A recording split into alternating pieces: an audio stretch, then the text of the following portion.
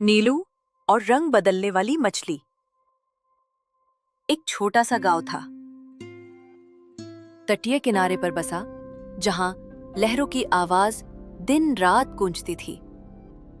उस गांव में रहती थी एक प्यारी सी लड़की, नीलू। नीलू सिर्फ 9 साल की थी, लेकिन उसकी आंखों में बड़े बड़े सपने थे। बाकी बच्चे जहां दिन भर खेलते, वहीं नीलू बैठकर लहरों को देखा करती। उसकी आंखों में समंदर के प्रति एक अजीब सी चमक थी, जैसे वहां कुछ था जिसे वह महसूस कर सकती थी, लेकिन शब्दों में कह नहीं सकती। नीलू की दादी उसे बचपन से कहानियां सुनाया करती थीं, समुद्र के नीचे बसे अद्भुत नगरों की, मछलियों की जो बोल सकती थीं, और ऐसे मोतियों की जो अंधेरे में रोशनी फैला देते थे। बाकी बच्चे उन कहानियों पर हंसते थे, लेकिन नीलू उन्हें सच मानती थी। एक दिन की बात है, नीलू स्कूल से लौटी और सीधा समंदर के किनारे चली गई। आसमान में बादल थे, लहरें उफान पर थीं और हवा में ठंडक थी। वह अपने पसंदीदा पत्थर पर बैठ गई और सोचने लगी, काश मैं भी एक दिन समुद्र के नीचे जा पाती, देख पाती वो सारी जादुई चीजें जो दादी ने बताई थी। अचानक एक तेज चमकदार रोशनी पानी से निकली और नीलू की ओर आई। वह घबरा गई, पर भागी नहीं। रोशनी धीरे धीरे एक आकृति में बदलने लगी, एक मछली। पर यह मछली साधारण नहीं थी। उसका शरीर हर सेकंड रंग बदल रहा था, नीला, हरा, गुलाबी, सुनहरा, और उसकी आंखों में एक समझदारी थी। मछली बोली, तुम नीलू हो ना? नीलू चौंक गई। तुम बोल सकती हो? हाँ, मछली मुस्कुराई। मेरा नाम है चमकी। मैं समुद्र की रक्षक मछली हूं और मुझे तुम्हारी मदद चाहिए। नीलू हैरान थी, लेकिन डर नहीं रही थी। मेरी मदद? मैं तो सिर्फ एक बच्ची हूं, चमकी ने बताया। समुद्र के नीचे एक प्राचीन मोती है, मुक्ति मोती। वो पूरे समुद्र की शांति बनाए रखता है, पर एक दुष्ट मछली, ब्लैक शैडो, ने उसे चुरा लिया है। अब समुद्र में अंधेरा फैल रहा है और मुझे किसी ऐसे दिल की जरूरत है जो सच्चा और निडर हो। वो दिल तुम्हारा है। नीलू कुछ देर चुप रही, फिर बोली, अगर मैं मदद कर सकती हूं तो चलो। चमकी ने अपनी पूंछ घुमाई और लहरें उठीं। नीलू को कुछ महसूस नहीं हुआ, बस एक हल्की गुदगुदी सी। अगली बार उसने आंखें खोलीं तो वो समुद्र के नीचे थी, पर उसे सांस लेने में दिक्कत नहीं हो रही थी। वो किसी जादुई बुलबुले में थी। आसपास रंग बिरंगी मछलियां तैर रही थीं, मूंगे के जंगल थे और गहराइयों में अनगिनत रोशनी। ये है हमारा जल नगरी, चमकी बोली।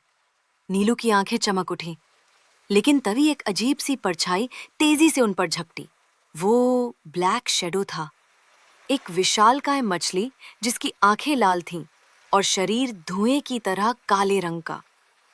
वो बिजली की रफ्तार से आया और चमकी पर हमला किया। नीलू ने बिना सोचे समझे पास पड़ी एक चमकीली शैवाल उठाई और शैडो की आंखों पर फेंकी। शैडो चौंका और वो दोनों भाग निकले। तुमने बहुत बहादुरी दिखाई नीलू, चमकी हाफते हुए बोली। अब हमें समुद्री बाबा के पास चलना होगा। सिर्फ वही जानते हैं कि मुक्त मोती को कहाँ छिपाया गया है। नीलू और चमकी तेजी से तैरते हुए समुद्र की गहराइयों में पहुंचे, जहां चारों ओर अंधेरा था और शांति चुपचाप सो रही थी। कुछ ही देर में वे पहुंचे एक विशाल और रहस्यमय गुफा के सांपर चमकीले अक्षरों में लिखा था, केवल सच्चे दिल वालों को अंदर आने की अनुमति है। और चमकी तेजी से तैरते हुए समुद्र की गहराइयों में पहुंचे, जहां चारों ओर अंधेरा था और शांति चुपचाप सो रही थी। चमकी ने धीरे से पूछा, क्या तुम तैयार हो? नीलू ने सिर हिलाया। जैसे ही वो अंदर दाखिल हुई, अचानक से गुफा के भीतर रोशनी फैल गई। दीवारों पर चमकते हुए शंख और मोती जड़े थे और वहां एक बड़े से समुद्री सिंहासन पर बैठे थे समुद्री बाबा। उनकी लंबी सफेद दाढ़ी लहरों की तरह बह रही थी और आंखों में समुद्र जितनी गहराई थी।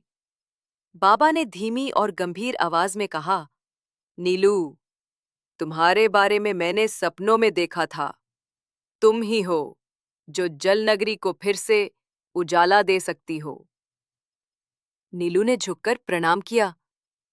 ब्लैक शैडो ने मुक्ति मोती को लेकर जल महल की गहराइयों में छिपा दिया है, लेकिन वहां कोई आम बच्चा नहीं जा सकता। केवल वही जा सकता है जो रंगों की परीक्षा पास कर सके। नीलू चौंकी। ये परीक्षा कैसी होती है? समुद्री बाबा ने समझाया, हर रंग एक भावना का प्रतीक है। साहस, करुणा, सच्चाई, धैर्य और प्रेम। तुम्हें उन पांचों भावनाओं को साबित करना होगा। बाबा ने चमकता हुआ शंख नीलू को दिया। ये तुम्हारा मार्गदर्शन करेगा, लेकिन याद रखना, हर रंग की परीक्षा में एक चुनौती छुपी होगी। नीलू ने शंख लिया और उसकी आंखों में एक नई चमक आ गई। नीलू और चमकी अब एक गहरे दर्रे में थे। वहां एक विशालकाय केकड़ा रास्ता रोके खड़ा था। उसकी आंखों में गुस्सा था और हर पंजा बिजली से चमक रहा था। चमकी डर गई। हमें वापस चलना चाहिए। पर नीलू ने साहस दिखाया। वो सामने आई और बोली, हम लड़ने नहीं आए, हमें सिर्फ रास्ता चाहिए। केकड़ा कुछ क्षण चुप रहा, फिर धीरे से हंसा। तुमने डरे बिना सच कहा। तुम्हें जाने की अनुमति है। जैसे ही वे आगे बढ़े, शंख लाल रंग से चमकने लगा। पहली परीक्षा पूरी। अगला स्थान एक सूखा हुआ मूंगा वन था। वहां एक घायल समुद्री घोड़ा पड़ा था। बाकी सभी मछलियां उसे छोड़ चुकी थीं। नीलू ने बिना वक्त गवाए अपनी बोतल से जल दिया। चमकी ने अपनी पूंछ से उसके घाव साफ किए। घोड़ा बोला, किसी ने सालों से मेरी परवाह नहीं की, धन्यवाद। जैसे ही वो मुस्कुराया, शंख नीला चमक उठा। दूसरी परीक्षा पूरी। अब वे पहुंचे ऐसे स्थान पर जहां पानी एकदम धुंधला और भ्रामक था। वहां एक आवाज गूंजी, तुम्हारा नाम क्या है? नीलू ने कहा, नीलू। तुम क्यों आई हो? क्योंकि मैं दूसरों की मदद करना चाहती हूं। फिर एक झूठा दृश्य उभरा। उसके गांव के लोग उसे पुकार रहे थे, वापस आ जाओ। नीलू डगमगाई, लेकिन फिर आंखें बंद की और बोली, ये भ्रम है। मैं वापस नहीं जाऊंगी जब तक सब ठीक न हो जाए। धुंध हट गई और शंख हरे रंग से चमकने लगा। अब एक लंबा सुरंग था, सुनसान, बिना रोशनी का। वे चलती गईं और चलती गईं। समय जैसे थम गया हो। चमकी बोली, शायद हम रास्ता भटक गए। नीलू ने कहा, हमें धैर्य रखना होगा। वे रुकी नहीं। 1 घंटा, 2 घंटे, और फिर अचानक सुरंग के अंत में उजाला दिखा। शंख पीले रंग से जगमगाया। अब वे पहुंचे जल महल के द्वार पर एक पहरेदार ने रोक दिया। अंदर तभी जा सकते हो जब कोई अपना बलिदान देने को तैयार हो। चमकी आगे आई और बोली, अगर नीलू को जाना है तो मैं यहीं रुक जाऊंगी। नीलू की आंखें भर आईं। नहीं, हम एक साथ आए हैं और एक साथ जाएंगे। वो पहरेदार मुस्कुराया। तुमने साबित कर दिया कि सच्चा प्रेम क्या होता है। शंख गुलाबी चमका और दरवाजा खुल गया। इस तरह पांचों परीक्षाएं पूरी हो गई। लेकिन असली चुनौती अभी बाकी थी। ब्लैक शैडो का सामना। जलमहल के अंदर का दृश्य किसी सपने से कम नहीं था। विशाल रंग बिरंगे झूमर, चमकते मूंगे, नाचती जलपरियां और गूंजते संगीत की लहरें। पर इस खूबसूरती के नीचे एक अजीब सी उदासी छुपी थी। बीचों बीच एक काले पत्थर के सिंहासन पर बैठा था ब्लैक शैडो, समुद्र का सबसे खतरनाक जीव। उसका शरीर धुएं की तरह बहता रहता था, जैसे वो ठोस ही नहीं था। उसकी आंखें गहरे लाल, क्रूरता से भरी हुई। तो तुम ही हो वो बच्ची, वो गुर्राया, जिसके बारे में समुद्री बाबा ने बताया था। नीलू डरी नहीं। वो आगे बढ़ी और बोली, तुमने जो चुराया है वो तुम्हारा नहीं। मुक्ति मोती समुद्र की शांति का प्रतीक है और उसे वापस करना ही होगा। ब्लैक शैडो हंसा। क्या तुम मुझे हराओगी? चमकी नीलू के आगे आई। हम एक साथ हैं। तभी युद्ध शुरू हुआ। ब्लैक शैडो ने एक जादुई तरंग छोड़ी, जिससे जलमहल कांपने लगा। नीलू ने अपना शंख हवा में घुमाया। उससे एक रोशनी निकली और शैडो की शक्ति को रोका। शैडो और ज्यादा गुस्साया। उसने चारों ओर से अंधकार फैला दिया। सब कुछ काला पड़ गया। नीलू को कुछ नहीं दिख रहा था। चमकी की आवाज भी नहीं सुनाई दी। नीलू, याद रखो, पांचों रंग तुम्हारे अंदर हैं। उनका इस्तेमाल करो। समुद्री बाबा की आवाज जैसे उसके कानों में गूंज उठी। नीलू ने आंखें बंद की और खुद से कहा, साहस, मैं डरूंगी नहीं। करुणा, मैं सबके लिए लड़ रही हूं। सच्चाई, मैं जानती हूं कि मैं सही हूं। धैर्य, मैं हार नहीं मानूंगी। प्रेम, चमकी मेरी दोस्त है और मैं उसे नहीं खो सकती। उसका शंख अब पांचों रंगों से चमकने लगा। एक जोरदार रोशनी चारों ओर फैली और अंधेरा फट गया। ब्लैक शैडो चीखा, नहीं, ये शक्ति मुझे रोक नहीं सकती। पर अब देर हो चुकी थी। नीलू के शंख की शक्ति ने उसे जकड़ लिया। उसका काला शरीर भाप की तरह उड़ने लगा। तुम सच्चे दिल वाली हो नीलू, वो आखिरी बार फुसफुसाया और फिर हमेशा के लिए गायब हो गया। ब्लैक शैडो के जाते ही जल महल की दीवारें चमकने लगीं। सब कुछ जीवन से भर उठा और वहां सिंहासन के नीचे एक नीली रोशनी धीरे धीरे ऊपर उठने लगी। चमकी ने कहा, ये वही मोती है जो समुद्र की सांसों में समाया है। नीलू ने मोती को दोनों हाथों में उठाया। वो हल्का था, लेकिन उसमें अपार ऊर्जा थी। जैसे ही उसने मोती को ऊपर उठाया, पूरी जल नगरी में रोशनी फैल गई। मछलियां नाचने लगीं, समुद्री घोड़े गीत गाने लगे और जल परियां झूम उठीं। समुद्री बाबा प्रकट हुए। नीलू, उन्होंने कहा, तुमने जो किया है वो कोई साधारण बच्चा नहीं कर सकता। तुमने समुद्र को नई जिंदगी दी है। नीलू मुस्कुराई, मैंने बस अपने दोस्तों की मदद की है। बाबा ने मोती को समुद्र की गहराई में स्थापित किया। अब वो वहीं से उजाला और जीवन फैलाने लगा। अंत में बाबा ने नीलू से कहा, अब समय है तुम्हारे लौटने का। नीलू ने चमकी की ओर देखा। उनकी आंखें भर आई थीं।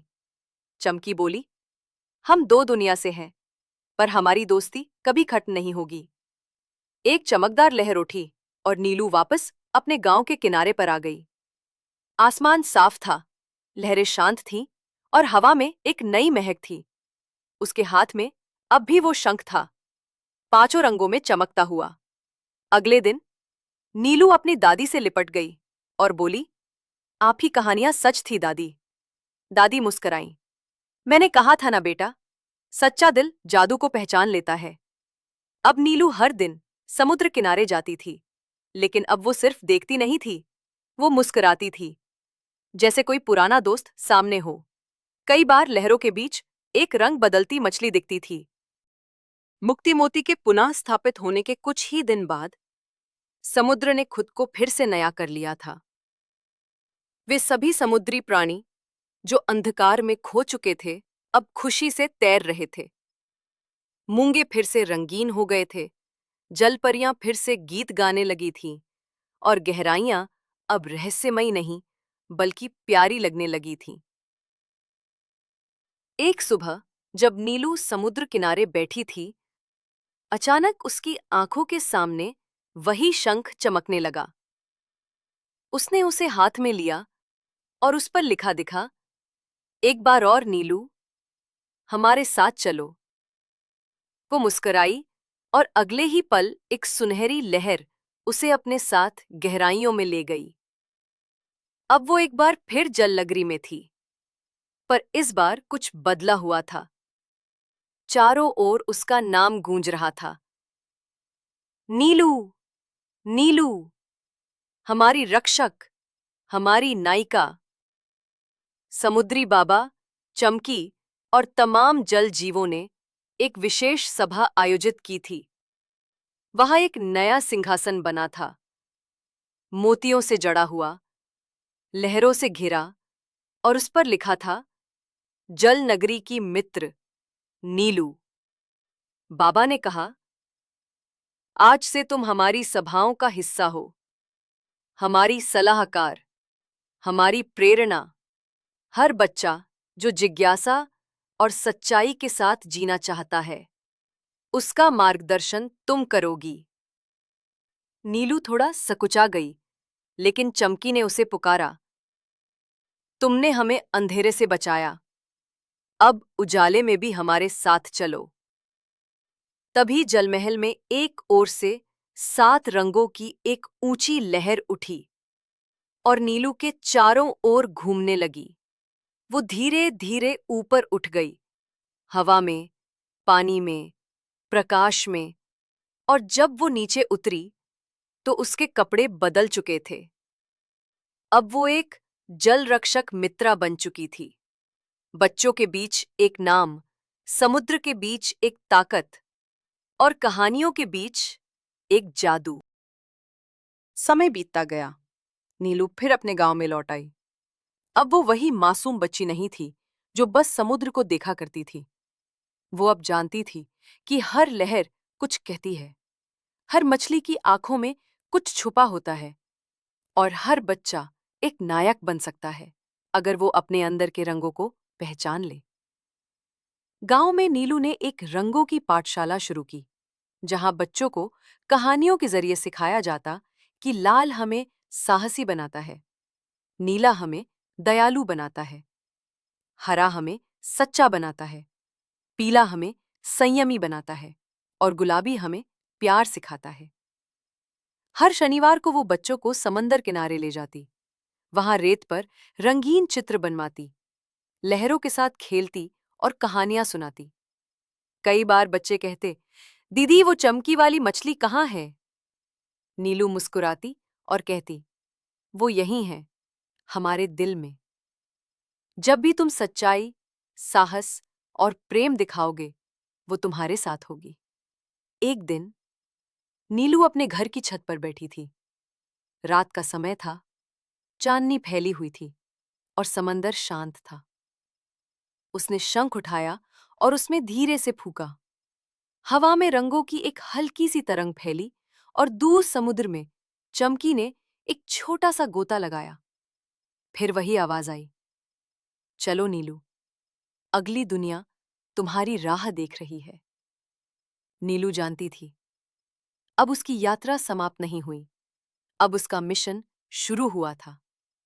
अब वो अकेली नहीं थी, अब वो हर उस बच्चे की कहानी थी जो सपने देखता है, जो अपनी आंखों में रंग भरता है, और जो अपने दिल की आवाज सुनता